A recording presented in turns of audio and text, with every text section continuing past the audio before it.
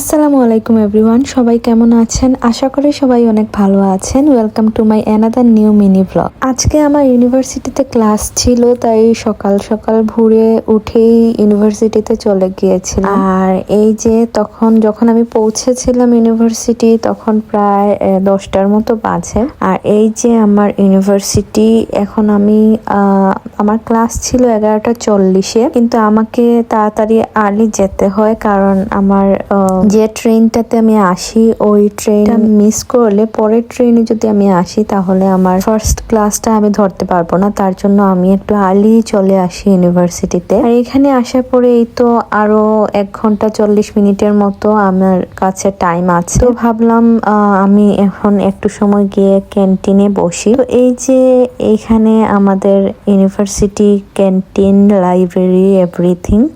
এই যে এটা হচ্ছে আমাদের মেনজা, যেটাকে আমরা ক্যাফেটেরিয়া বা ক্যান্টিন বলতে পারি। তো এখানে বসে আমি একটু স্টাডি করব, খাওয়া দাওয়া করব, তারপরে টাইম মতো আমি ক্লাসে চলে যাব ক্লাস শুরু হওয়ার আগে। তো এই তো আমি ঢুকে গেলাম ক্যান্টিনে, আর এখানে আমি একটু পড়াশোনা করছিলাম। এই যে আমার খাবারটাও আমি এখানে খেয়ে নিব, কারণ আমি সকালে যখন বের হই বাসা থেকে তখন খাওয়ার ইচ্ছাও থাকে না, টাইমও থাকে না, কিচ্ছু না। তো আমাকে পরে ব্রেকফাস্ট করতে হয়। আর ইউনিভার্সিটি ক্যাফেটেরিয়াতে বসে খেতে আমার ভালো লাগে। তো যাই হোক, খাওয়া দাওয়া পরেই তো ক্লাসে চলে আসলাম। ক্লাস স্টার্টও হয়ে গিয়েছে। এখানে আমাদের প্রফেসর লেকচার দিচ্ছিলেন। আর এই তো ক্লাস শেষ করার পরে আমি বাসার উদ্দেশ্যে আবার রওনা হয়ে পড়ি। আর আমার ইউনিভার্সিটিটা এমন একটা জায়গায় যেখান থেকে বাস কানেকশন, ট্রাম কানেকশন সবকিছু এতটা অ্যাভেলেবেল, যেটা আমার খুবই ভালো লাগে।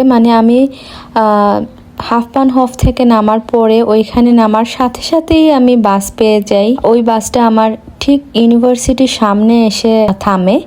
তো এখানে নেমেই আমার ইউনিভার্সিটি। আবার যাওয়ার সময়ও ঠিক আমার ইউনিভার্সিটির সামনের বাস স্টপটা থেকে আমি বাস পেয়ে যাই হাফপানহফ যাওয়ার জন্য। একদমই বাসের জন্য ওয়েট করতে হয় না, হাঁটতে হয় না। তো এই তো আমি বাসেও উঠে পড়ি, বাস চলে আসে। আর বাসে ওঠার পরে আমি সিটেও বসে পড়ি। আর এবার আমি ট্রেন স্টেশনে চলে যাব।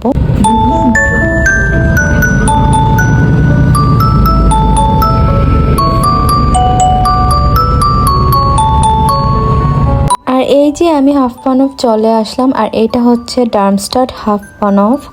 আর এই যে ভেতরে দেখেন ওরা কি সুন্দর করে ডেকোরেশন করেছে। এটা হচ্ছে একটা ট্রেনটাকে একটা শোপিসের মতো করে তারা এখানে রেখেছে। এই যে দেখেন কতটা সুন্দর, ঠিক ট্রেন যেরকম হয়, একেবারে রেল লাইন, পাথর সব কিছু দিয়ে তারা ডেকোরেশন করেছে। আমার খুবই ভালো লেগেছে দেখে। আর এই তো আমি একটা কফি নিয়ে নিলাম, আর কিছু খাবারও নিয়ে নিয়েছি যাতে আমি ট্রেনে বসে বসে খেতে পারি। আর এই যে দেখছেন, এটা হচ্ছে হাফপানহফের মধ্যে থাকে। এখানে আপনারা টাকা বা কার্ড বা কয়েন দিয়ে এই স্ন্যাক্সগুলো কিনে খেতে পারবেন। আর এই তো এখন আমি ট্রেনের জন্য ওয়েট করছি। দেন ট্রেনও চলে আসে আর আমি উঠে বসে পড়ি। আর এই যে দেখেন, আমি সব খাবার দাবার এখানে গুছিয়ে রেখেছি। আমি এখন যেতে যেতে একটা একটা করে খেয়ে নিব। আর এই খাবারগুলোর কথা কি বলবো, এত পরিমাণে বাজে খাবার ছিল। আমি কোনো মতে জাস্ট টাকা দিয়ে কিনেছি বলে আমি খেয়েছি, এরকম একটা অবস্থা। এতটাই বাজে, আমি জাস্ট খাওয়ার জন্য খেয়েছি আর কি। তো খাওয়া দাওয়া শেষে এই যে বাইরের ভিউ এনজয় করতে করতে আমি চলে যাচ্ছি আমার সিটিতে। আর তখন মনে হয় বাজে প্রায় 3:30টার মতো। তারপরে এখানে একটা ট্রানজেকশন ছিল, এই যে এটা ছিল আশরাফেনবুর্গ হাফপানহফ। তো এই তো এখান থেকে ট্রেন চেঞ্জ করে আরও একটা ট্রেনে উঠে পড়লাম।